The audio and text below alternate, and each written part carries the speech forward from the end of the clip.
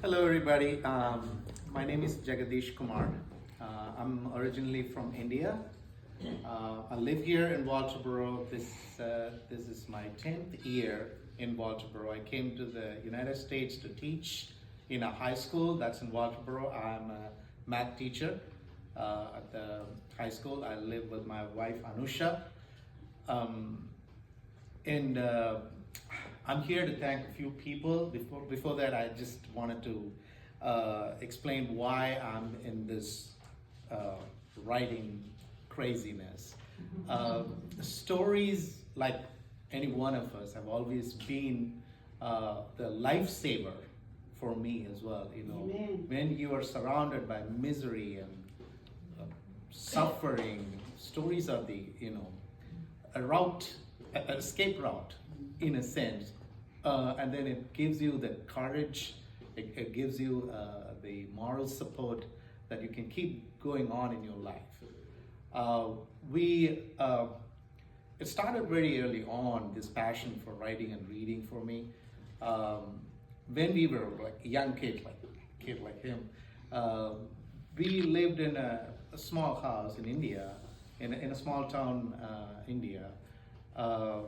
No air conditioning, so we had to sleep in the terrace because during the nights, because it's so suffocating and inside the house.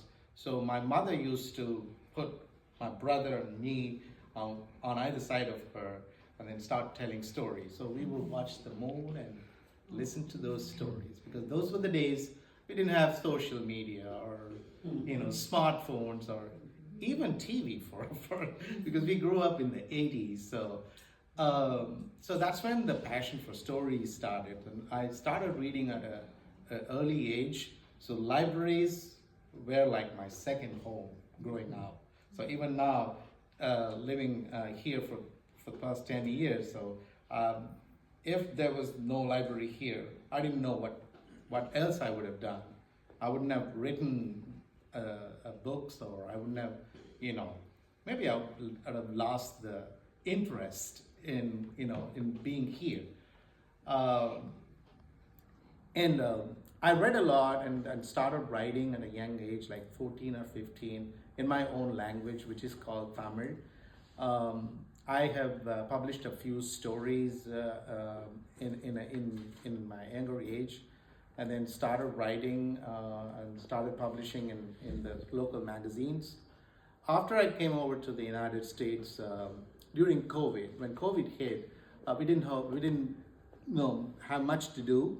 So I thought, okay, I will go back to reading classics. So I started reading Tolstoy and Dostoevsky, the Russian classic masters, and also Fitzgerald and Hemingway's, and the worlds we come to know through these masters are the real worlds, the real culture, not through.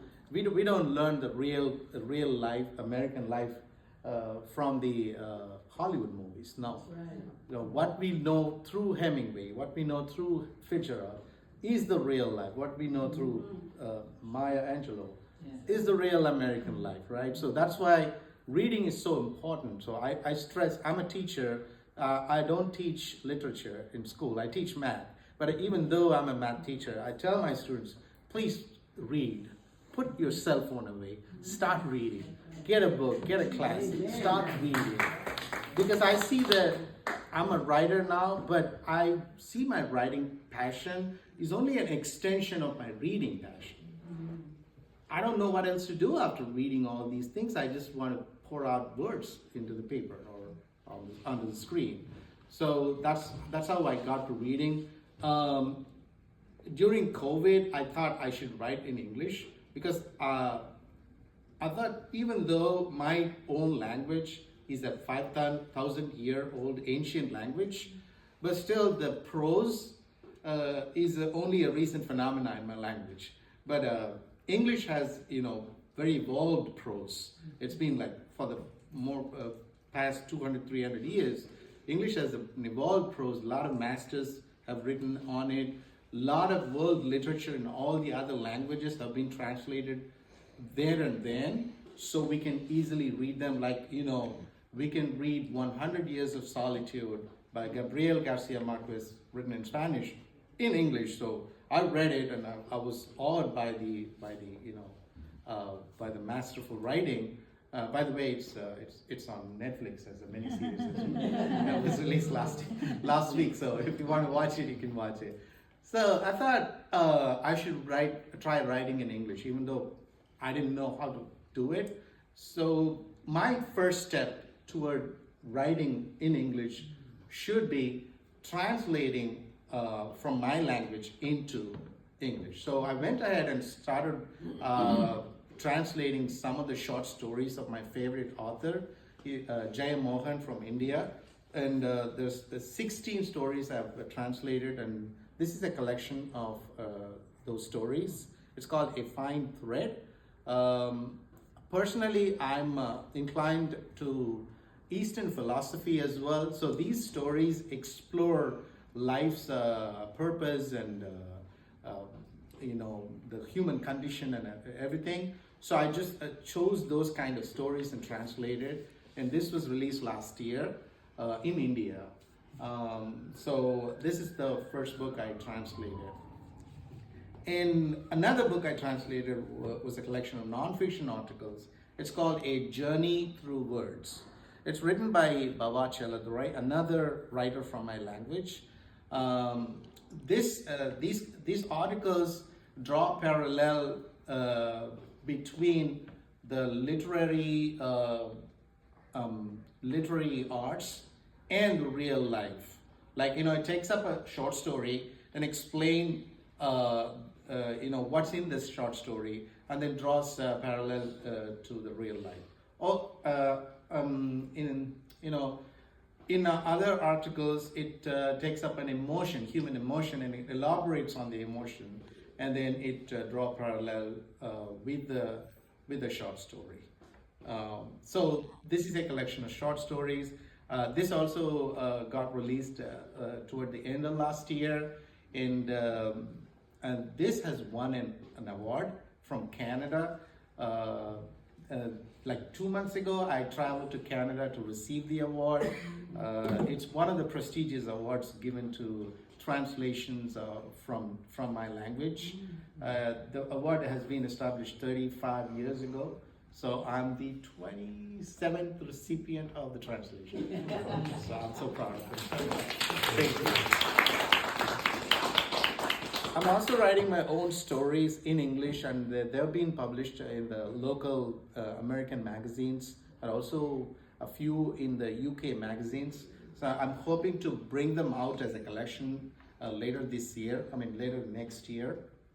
And I'm also working on my first novel. This summer I released a collection of my own short stories in my language.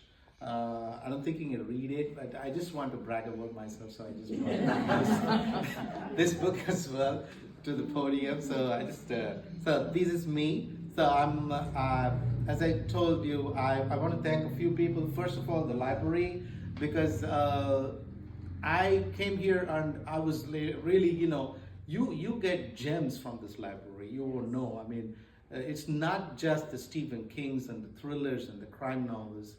You have all the classics. You have books from all the Nobel laureates. Yeah. Some of the books I try to order online on Amazon. I don't find them. I find them here. So I thank the library personnel, and they're so friendly. Even if I want some book, right now I'm reading a book by Salman Rushdie. It's called Midnight Children, and it won the Booker Prize. It's called Booker of Booker, because it's the best of the best.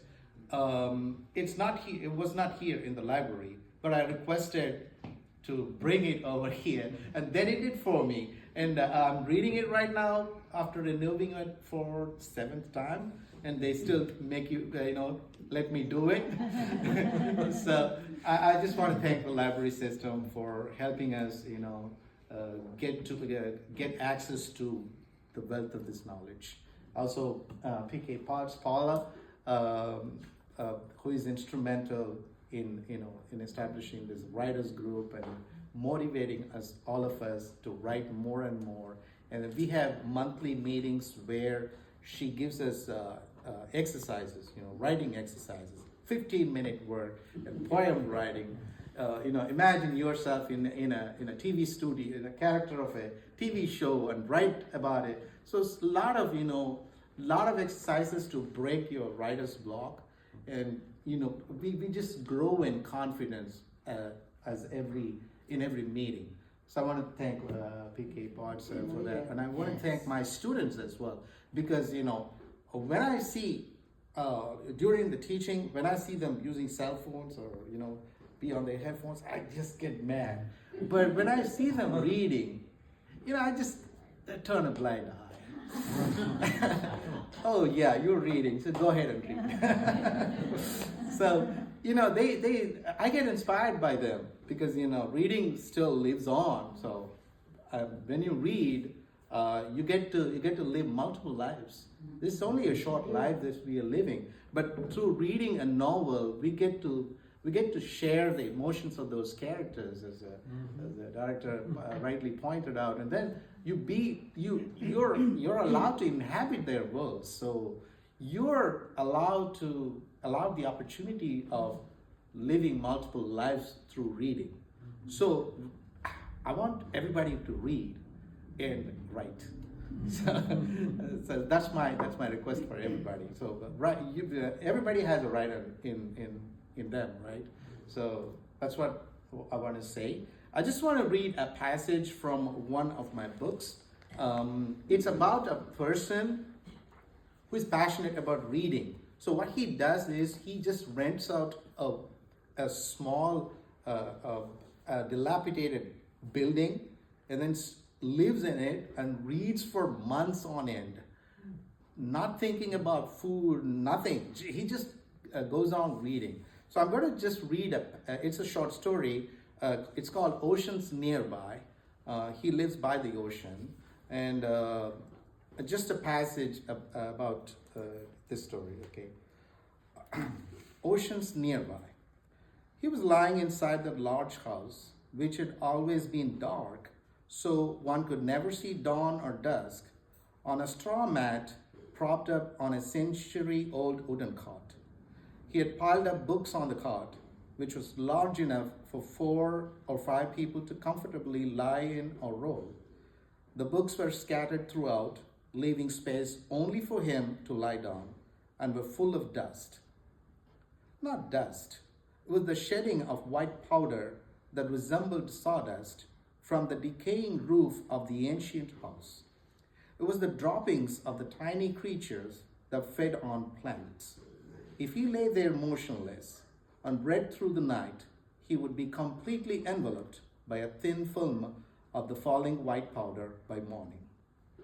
The house was crumbling silently. Sounds emerged only when things broke and collapsed. The journey to its complete collapse was like quiet immersion. Heavier and denser things do not make noise when they sink. He had taken only 3 rooms of the house on rent: a kitchen, a bedroom, and a hall. The owner had stacked up old furniture in the other rooms and locked them with rusty locks. Rats multiplied within, hundreds of rats. They went out somewhere, grazed, and came back to lounge in the darkness of the room. Even during daytime, their fights and incessant squeaking could be heard. They scurried across the roof in mischief. They nibbled and ate his books. Once when he picked up a book that he hadn't touched for several days, he saw at its back little mice the size of an index finger bumping into each other. Mice with the red nose and blind mustard seed eyes. Their tender bodies appeared to be skinless. He had become accustomed to reading and the surviving pages of the rat-eaten books. It was as though the house itself had chewed off a portion of each of his books. So that's where I'll start. Thank you for the audition.